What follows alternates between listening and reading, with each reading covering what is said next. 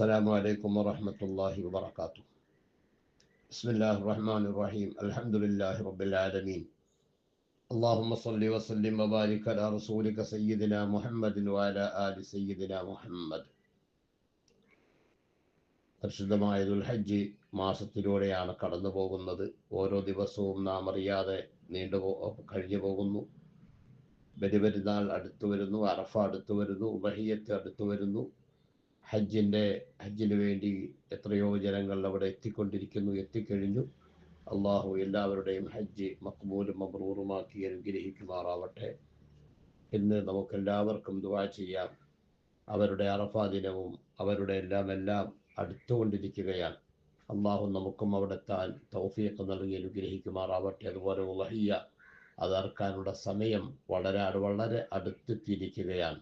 ഒരുപാട് കാര്യങ്ങൾ നമ്മൾ മനസ്സിലാക്കാനുണ്ട്, ശ്രദ്ധിക്കാനുണ്ട്.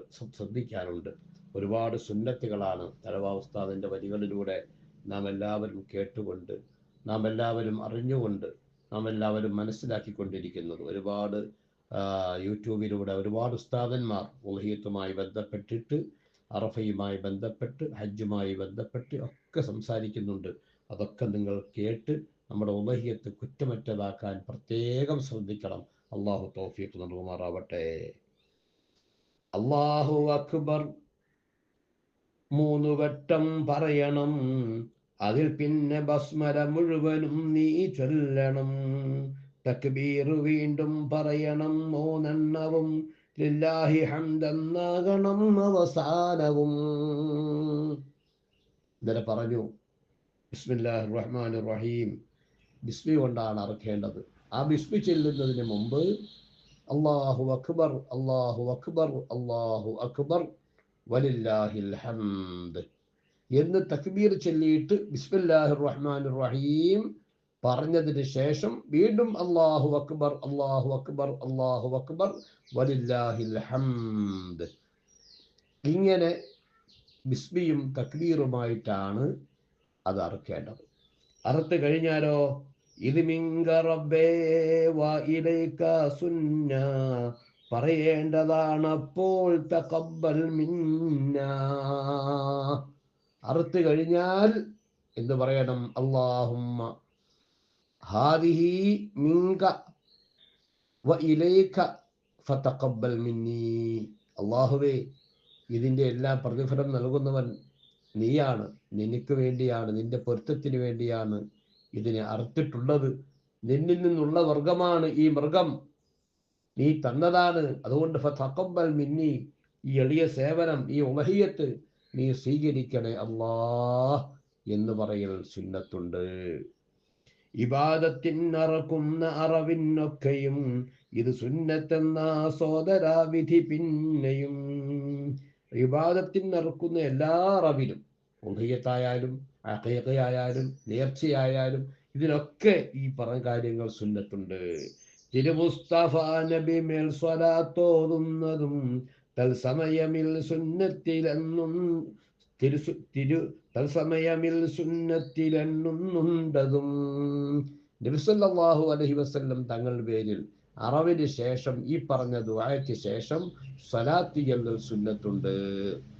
ഫതഖബ്ബൽ മിന്നി കമാ അല്ലാഹുമ്മ സ്വല്ലി വസല്ലിം വബാരിക് അലാ സയ്യിദിന മുഹമ്മദ് എന്ന് സ്വലാത്ത് കൂടി പറയൽ സുന്നത്തുണ്ട്.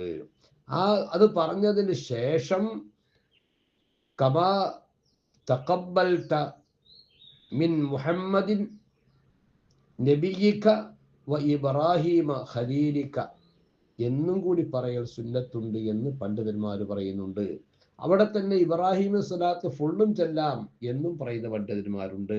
ചുരുക്കത്തിൽ ഈ സുന്നത്തുകളൊക്കെ നാം അറവിൻ്റെ സമയത്ത് ശ്രദ്ധിക്കണമെന്ന് പ്രത്യേകം ഓർമ്മപ്പെടുത്തുകയാണ്. അല്ലാഹു സുബ്ഹാനഹു വ തആല എല്ലാ സുന്നത്തുകളും കൃത്യമായി ചെയ്യാൻ തൗഫീഖ് നൽകുമാറാവട്ടെ. അറവിൻ്റെ സമയം ബിസ്മി കൊണ്ട് മൃഗത്തിന് ആശ്വാസമുണ്ടെന്ന ഹബീബേ മൗത്തിന്. റബ്ബിന്റെ നാമം കേട്ട മധുരം കൊണ്ട് മൗത്തിന്റെ വേദന അറിയില്ലെന്നുണ്ട്. അപ്പോ അറവിന്റെ സമയം ബിസ്മി കൊണ്ട് അറുത്താൽ, ബിസ്മില്ലാഹിർ റഹ്മാനിർ റഹീം എന്ന് പറഞ്ഞറുത്താൽ ആ മൃഗത്തിന് വളരെ വലിയ ആശ്വാസമുണ്ട് എന്നാണ്. നമ്മൾ മധുരം കഴിക്കുമ്പോൾ നമ്മുടെ സന്തോഷം എങ്ങനെയാണോ അതുപോലെ മൗത്തിന്റെ വേദന അറിയില്ല ബിസ്മി കൊണ്ട് തുടങ്ങിയാൽ. മൗത്തിന്റെ സമയം ഒഴിയലുണ്ട് ഷഹാദത്ത്, അതുപോലെ ഇതും അതിനൊന്നും ഉണ്ട് റിവായത്ത്. അങ്ങനെയും ഒരു ഖൗലുണ്ട്. എങ്ങനെ? അഷ്ഹദു അല്ലാ ഇലാഹ ഇല്ലല്ലാഹു അഷ്ഹദു അന്ന മുഹമ്മദർ റസൂലുള്ളാഹ് എന്നും കൂടി പറയണം എന്നും മറ്റൊരു റിവായത്തിൽ കാണാം.